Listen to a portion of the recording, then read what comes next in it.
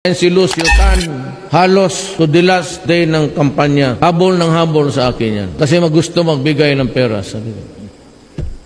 Si Mega World, sabi ko, hindi ko tumatanggap. Ayaw ko. Kaya naman nanalo ako 6 million. Kaya nga, saan ko kinuha yung 6 million? Hindi naman ninyo ako kilala.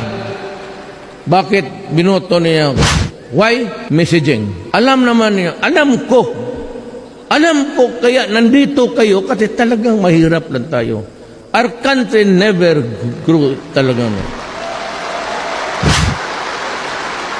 But in the fullness of God's time, sigurado ako, basta wala lang korupsyon at makuha ko yung lahat ng taxes na hindi mo bayad ng mga na to, Lucio Tan has almost 30 billion. He has to pay. Lahat, he has to pay.